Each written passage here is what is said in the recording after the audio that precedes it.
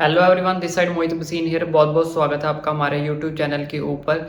This year NEET 2024-2025 के अंदर बहुत सारे बच्चों के मन में एक डाउट चल रहा है कि एनटीए के द्वारा जो सिलेबस है वो कब जारी किया जाएगा, किस हिसाब से हमें पढ़ना है, क्योंकि एनटीए ने अभी तक कोई भी सिलेबस जो है वो जारी नहीं किया है। कितना सिलेबस रिड्यूस होगा, कितना रिड्यूस नहीं होगा, हमारी क्या एज लिमिट है, हम किस एज लिमिट तक एग्जाम दे सकते हैं, कब तक नहीं दे सकते, क्या नया एलिजिबिलिटी क्राइटेरिया आया है। तो उन चीज़ों को लेकर बहुत सारे बच्चों के मन में क्या चल रहा है, डाउट चल रहा है कि इस चीज़ के जो ड्रॉपर स्टूडेंट्स हैं वो क्या करेंगे, उनको कितने चांस दिए जाते हैं, या हमें कितने चांसेस मिलेंगे, क्या क्राइटेरिया बदल गया है या नहीं बदला। तो लॉट्स ऑफ थिंग बच्चों के माइंड में चल रही है। हम तैयारी कहाँ से शुरू करें, अब शुरू करें या वेट करें एनटी का सिलेबस आने का, या उस हिसाब से तैयारी करें, कौन सी बुक्स को फॉलो करें, ओल्ड बुक्स को फॉलो करें, न्यू बुक्स को फॉलो करें, या न्यू क्राइटेरिया का क्या करें, वेट करें। तो सारी चीज़ों के बारे में आज इस वीडियो के अंदर मैं डिस्कस करने वाला हूँ। ईच एंड एवरीथिंग मैं आपको इस वीडियो के अंदर एक्सप्लेन कर दूंगा, ज़्यादा टाइम नहीं लूँगा, बस हार्डली मुझे 5-6 मिनट दे दीजिए। 5-6 मिनट के अंदर मैं आपके सारे लॉट्स ऑफ जितने भी डाउट्स है वो सारे के सारे इस वीडियो के अंदर क्लियर कर देता हूँ।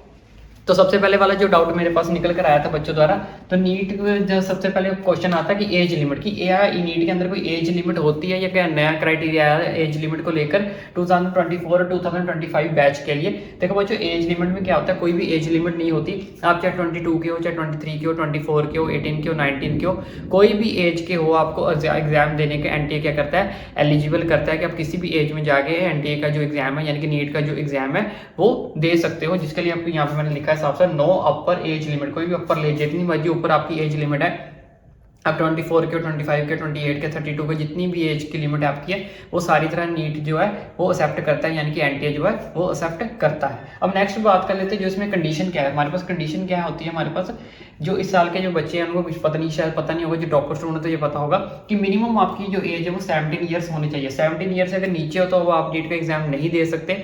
मिनिमम जो आपकी एज है वो 17 ईयर जो है वो होनी ही चाहिए। It is must compulsory. NTA की तरफ से जो गाइडलाइन है, जो कंडीशन है वो यही है कि 17 ईयर तक आपकी जो एज है वो होनी चाहिए। अपर एज जितनी मर्जी हो जाए, 18 हो जाए, 19 हो जाए, 20 हो जाए, उससे हमें कोई लेना देना नहीं, उसके ऊपर कोई रोक नहीं है, कोई कंडीशन नहीं है, लेकिन मिनिमम जो है आपकी 17 ईयर्स होनी चाहिए। और आप बोर्न या इससे बिफोर 2007 से पहले जो है वो बॉर्न होने चाहिए, या फिर एट लास्ट आप 2007 के अंदर बॉर्न होने चाहिए। तब आप जो है एज लिमिट जो आपकी 17 बन जाएगी, यानी कि आप जो एलिजिबल हो जाओगे नीट एग्जाम देने के लिए 2024 के अंदर और 2025 के अंदर।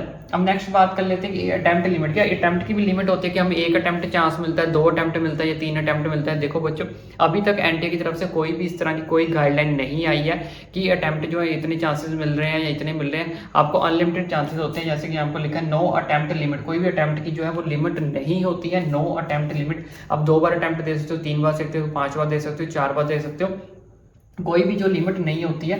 अब वो कुछ बच्चे सोच रहे होंगे कि इस बार नई कोई गाइडलाइन तो आई नहीं है एनटी की तरफ से, ना सिलेबस है कुछ है, तो क्या ये अटेम्प्ट लिमिट के ऊपर कुछ चेंजेस आने के चांसेस हैं? तो देखो मैं बता दूं कि चेंजेस हो सकते हैं इसके अंदर चेंजेस।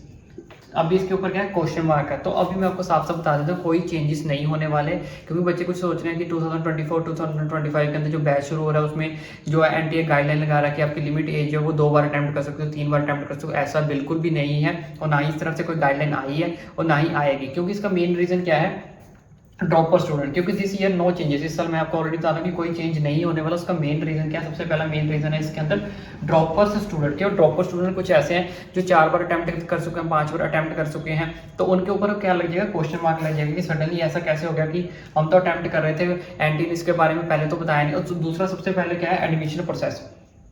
Admission process. अभी एक बच्चे सोचेंगे किस चीज़ का एडमिशन में, जो बच्चे तैयारी करते हैं इंस्टीट्यूशन के अंदर एडमिशन लेते हैं, तैयारी लेते हैं। बहुत सारे बच्चे ऐसे जो इंस्टीट्यूशन में अपना लाख रुपए देकर एडमिशन ले भी चुके हैं, उसमें से कुछ ड्रॉपर्स भी होंगे। तो उन सब बच्चों का अगर एनटी ऐसा करता है तो उन सारे बच्चों का जो पैसा है वो वेस्ट हो जाएगा। लाख लाख रुपए, 2-2 लाख रुपए जो एडमिशन का लगता है वो सारा का सारा जो है वेस्ट हो जाएगा। क्योंकि अगर लिमिट लगा देगा एनटी के इसके ऊपर, जो चांसेस के ऊपर लिमिट लगा देगा कि आपके पास 2 ही चांसेस, 3 चांसेस हैं, तो उसमें जो ड्रॉपर स्टूडेंट जिन्होंने 3 चांस कंप्लीट कर लिए होंगे तो उनका तो जो राउंड है वो खत्म हो चुका होगा। तो इसलिए उनके ऊपर क्या लग जाएगा, क्वेश्चन मार्क लग जाएगा। लेकिन एनटी ऐसा बिल्कुल भी नहीं करेगा। इस साल ऐसा नहीं करेगा, आने वाले सालों का हम कुछ कह नहीं सकते, लेकिन इस साल जो है कोई भी चेंजेस नहीं आने वाले। इस चीज़ को आप टेंशन मत लो, ड्रॉपर स्टूडेंट है चाहे आप रेगुलर के स्टूडेंट्स हो, तो इस साल जो है आपको जितने मर्जी आप अटैम्प्ट दे सकते हो, उसमें कोई अभी तक आने वाले साल में कुछ कह नहीं सकते। लेकिन इस साल जो है वो कोई भी चेंज नहीं आने वाला, क्योंकि एनटीए जो है वो किसी भी बच्चे का पैसा वेस्ट नहीं करेगा। अगर एनटीए ने ऐसा करना होता, उसने जैसे ही जो स्टार्टिंग में बैच खत्म हुआ था उसी टाइम उसने अनाउंस कर देना था कि भाई आपकी जो एज लिमिट है वो नेक्स्ट ईयर से कंटिन्यू नहीं होगी, लेकिन एनटीए ने इस तरह से कुछ भी जो है उस चीज़ को नोटिस नहीं भेजा था, तो इस साल का कोई भी चेंजेस नहीं होने वाले। अब बात कर लेते हैं नेक्स्ट कौन सी बुक्स पढ़नी चाहिए, कौन सी बुक्स नहीं पढ़नी चाहिए, उन सारी चीज़ों के बारे में मैं आपको भी बता देता हूँ। और बच्चों बात कर लेते हैं सब्जेक्ट कॉम्बिनेशन को लेकर कि सब्जेक्ट कॉम्बिनेशन क्या क्या होना चाहिए हमारे नीट को एग्जाम को देने के लिए। तो बहुत सारे बच्चे सोचते हैं कि पीसीबी इज द मस्ट, कि पीसीबी ही होना चाहिए, लेकिन उसके साथ साथ मैं आपको एक और चीज़ बता देता हूँ कि हमारे पास जो सब्जेक्ट का कॉम्बिनेशन है उसमें आपकी इंग्लिश भी जो है वो मस्ट कंपल्सरी है। इंग्लिश, फिजिक्स, केमिस्ट्री और साथ में आपकी क्या होनी चाहिए, बायोलॉजी। यानी कि पीसीबी तो आपको करनी है, लेकिन उसके साथ साथ आपको क्या करनी पड़ेगी, इंग्लिश में भी आपको जो है वो क्लियर होना पड़ेगा।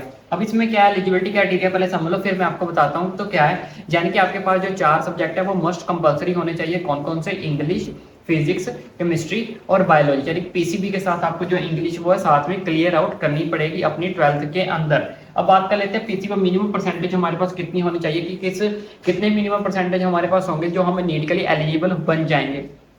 तो देखो बच्चों, अगर आप यूआर या जनरल कैटेगरी के अंदर आते हो तो आपको 50% की जरूरत पड़ेगी क्लास 12th के अंदर। ये भी बताता हूँ ये कैसे लेने हैं, सारा कुछ बता देता हूँ। अगर आप ओबीसी, एसटी या किसी रिजर्व कैटेगरी से तो आपको 40% अचीव करने पड़ेंगे। पीडब्ल्यू के लिए आपको 45% जो है वो अचीव करने पड़ेंगे। अब देखो हमारे पास जो फिजिक्स, केमिस्ट्री और बायोलॉजी है, ये दोनों क्या 70 नंबर का हमारा पेपर होता है 12th का, 30 नंबर की आपकी प्रैक्टिकल होती है। यानी कि कंबाइन करके ये हमारे पास बन जाता है 100, 100 और ये 100। टोटल हमारे पास कितना हो गया, 300। तो 300 में से हमें कितने नंबर लेने पड़ेंगे, 150 मार्क्स जो है वो लेने पड़ेंगे। 50% नंबर, तभी आप जो है नीट का पेपर जो है वो दे सकते हो। उसके लिए आप एलिजिबल बनोगे। कितने नंबर आपको लेने पड़ेंगे, 150 मार्क्स लेने पड़ेंगे आउट ऑफ 300। तो इस हिसाब से आप 40% भी निकाल सकते हो अपना, 45% भी निकाल सकते हो। अब बहुत सारे बच्चों का ये डाउट होता है कि ये जो 50% है ये ईच सब्जेक्ट है। देखो बच्चों, ये ईच सब्जेक्ट नहीं है, ये कंबाइन करके है। यानी कि पीसीबी को कंबाइन करके, पीसीबी सबको कंबाइन करके जो आपने 150 लेनी है, तीनों का टोटल करने के बाद जो आपको 50% लेने हैं। ईच सब्जेक्ट 50% नहीं लेने हैं। बहुत सारे बच्चों के अंदर कंफ्यूजन होती है कि ईच सब्जेक्ट के अंदर हमें 50% लेने हैं, यानी कि फिजिक्स के अंदर अलग से 50% लेने हैं, केमिस्ट्री के अंदर अलग से लेने हैं, बायोलॉजी के अंदर अलग से 50% लेने। ऐसा नहीं है, कंबाइन करके जो आपके पास 50% जो आपके बनने चाहिए, तब जाके आप जो एनटीए के लिए, नीट के लिए, एग्जाम के लिए आप एलिजिबल हो जाओगे। इसमें दूसरी कंडीशन है, इसमें क्या है कि जितने भी आपके सब्जेक्ट होंगे 12th का जो आपका सर्टिफिकेट होगा, जितने भी आपके सब्जेक्ट्स होंगे, क्या वो इंग्लिश है, फिजिक्स है, केमिस्ट्री है, बायोलॉजी है, कोई भी है, तो सब में आपके यहाँ पे पास पास लिखा होना चाहिए। किसी में भी अगर आपने यहाँ पे फेल लिखा आ गया, किसी में भी ऐसा फेल लिखा आ गया, तो आप एलिजिबल नहीं होगे। चाहे वो कोई भी सब्जेक्ट हो, चाहे वो फिजिक्स हो, चाहे वो इंग्लिश हो, या कोई भी सब्जेक्ट हो, किसी भी सब्जेक्ट के अंदर फेल नहीं होने चाहिए आप। ईच एंड एवरी सब्जेक्ट में आप पास होने चाहिए। चाहे आप किसी परसेंटेज, मैंने आपको बता दिया कि पीसीबी के अंदर आपको 50% चाहिए, तो उसके अलावा बाकी जितने भी सब्जेक्ट पढ़ते हैं ईच एंड एवरी सब्जेक्ट में आप पास होने चाहिए। अगर आप पास नहीं हो तो आप एलिजिबल नहीं होगे 2024 और 2025 के नीट एग्जाम के लिए। तो आपके जो सर्टिफिकेट आपने इस तरह से बनाना है कि हर सब्जेक्ट के अंदर आप पास हो जाओ। और पीसीबी के अंदर आपको कितने परसेंट मिनिमम अचीव करने हैं, जनरल रिजर्व कैटेगरी वाले सबको मैंने आपको बता दिया। इस हिसाब से आपको मिनिमम जो नंबर है वो चाहिए। इससे ज़्यादा लाओगे तो बहुत ज़्यादा अच्छी बात। अब कुछ बच्चे सोचते हैं कि सर हम रेगुलर स्कूल के नहीं हैं, हम प्राइवेट स्कूल में से कर रहे हैं या फिर ओपन स्कूल में से कर रहे हैं, तो क्या हम नीट के एग्जाम के लिए एलिजिबल हैं? जी हाँ जी, आप एलिजिबल हो। आप एलिजिबल हो, जिनको बोलते हैं NIOS बोर्ड, यानी कि ओपन बोर्ड में। यहाँ पे लिख भी देता हूँ, अगर आप ओपन बोर्ड से हो, जो रेगुलर स्कूल नहीं जाते, ड्रॉपर्स हैं या फिर ड्रॉप करके पढ़ रहे हैं, वो सारे के सारे जो हैं एलिजिबल हैं नीट एग्जाम के लिए। अब दूसरी चीज़ क्या है, कुछ बच्चों का जो बायोलॉजी है वो एडिशनल सब्जेक्ट होता है, क्या वो एलिजिबल है? या कुछ बच्चों ने मैथ्स भी रखा होता है, बायोलॉजी भी रखी होती है, क्या वो एलिजिबल है? जी हाँ, वो एलिजिबल है। अगर बायोलॉजी आपके पास एडिशनल सब्जेक्ट भी है तब भी आप क्या हो, एलिजिबल हो। इसमें आपको घबराने वाली कोई तैयारी है, जम के अपनी तैयारी करो, आप हर साइड से एलिजिबल हो नीट एग्जाम के अंदर। कंडीशंस मैंने आपको बता दी। इनकी जो कंडीशंस क्या है, एक तो एज लिमिट आपकी मिनिमम 17 ईयर्स होनी चाहिए। दूसरी जो सबसे मैक्सिमम बड़ी वाली कंडीशन है वो यही है कि पीसीबी के अंदर आपको 50% लेने चाहिए, होने चाहिए कम से कम, और रिजर्व कैटेगरी 40%, पीडब्ल्यू वाले को 45%। जो तीसरी सबसे बड़ी कंडीशन इनके पास यही है कि हर सब्जेक्ट के अंदर, ईच एंड एवरी सब्जेक्ट के अंदर आपके सर्टिफिकेट के ऊपर पास लिखा होना चाहिए। तो ये तो सारा क्राइटेरिया 2024-25 को लेकर। अब बात कर लेते हैं बुक्स को। क्या बुक्स को लेकर बहुत सारे बच्चों का डाउट है क्या है, हमें ओल्ड बुक्स पढ़े या न्यू बुक्स पढ़े, क्योंकि ओल्ड जो बुक्स है वो पैटर्न पुराना है, और लेकिन न्यू बुक्स का जो पैटर्न है एनसीईआरटी का, उसमें काफ़ी चीज़ें जो है वो रिड्यूस हो चुकी हैं न्यू एनसीईआरटी में, और ओल्ड एनसीईआरटी में काफ़ी ज़्यादा फर्क है। तो अभी हमें कौन सी एनसीईआरटी को फॉलो करना चाहिए? देखो बच्चों, अभी तक एनटीए की तरफ से कोई ऑफिशियल अपडेट नहीं है ये सिलेबस को लेकर कि सिलेबस जो है ओल्ड के हिसाब से बनाएगा या न्यू के हिसाब से बनाएगा, तो हमारे पास इस तरह की कोई भी अपडेट नहीं है। तो जिसकी वजह से बच्चे बहुत ज़्यादा कंफ्यूजन में है कि हम ओल्ड के हिसाब से पढ़ना शुरू करें या न्यू के हिसाब से पढ़ना शुरू, क्योंकि न्यू में काफ़ी चीज़ें, काफ़ी टॉपिक्स, इवन एक दो चैप्टर्स भी जो है वो रिड्यूस है। ठीक है, तो जो तो ड्रॉपर्स हैं उन्हें तो पता लग गया होगा कि क्या क्या फ़र्क है, लेकिन जो अभी फ्रेशर्स है, जो अभी अभी अभी हैं 12th में, जिन्होंने पैर रखा है, कदम रखा है, तो उन्हें नहीं पता होगा कि पिछले साल क्या चल रहा था, इस साल क्या चेंजेस आए हैं। तो उन सारे बच्चों को मैं यही कहना चाहूँगा कि आप न्यू एनसीईआरटी को फॉलो करें। आप सारे बच्चे जो है वो न्यू एनसीईआरटी को फॉलो करें, क्योंकि जब तक एनटीए की तरफ से कोई ऑफिशियल गाइडलाइन नहीं आ जाती, ऑफिशियल सिलेबस नहीं आ जाता, तब तक हम ओल्ड बुक्स को टच नहीं करेंगे। क्या पता उनका जो सिलेबस है वो न्यू के पैटर्न के अकॉर्डिंग ही आ जाए और हम ओल्ड पढ़ते रह जाएं। अगर ओल्ड पढ़ेंगे तो हमने इतना माथा खपाई दिमाग क्यों खराब करना है, जब आना ही सारा कुछ न्यू में से, क्योंकि जो न्यू वाला है वो तो आना ही आना है। ठीक है ना, अगर जो ओल्ड वाला है उसमें से अभी हमें डाउट है कि आएगा या नहीं आएगा, तो अभी तक जब तक उनका ऑफिशियल अपडेट नहीं आ जाती, तब तक मैं आपको ये सजेस्ट करूंगा आप न्यू एनसीईआरटी के अकॉर्डिंग ही अपना सिलेबस पढ़ें, और नीट की जो तैयारी है वो न्यू एनसीईआरटी के अकॉर्डिंग ही अपनी तैयारी या प्रेपरेशन करें। इसके अलावा अगर आपको कोई डाउट है तो मुझे नीचे कमेंट करके पूछ सकते हो। तो आई होप आपको वीडियो अच्छी लगी तो वीडियो को लाइक करें, चैनल को सब्सक्राइब करें। ये मेरी एक छोटी सी रिक्वेस्ट है कि चैनल को सब्सक्राइब जरूर करें।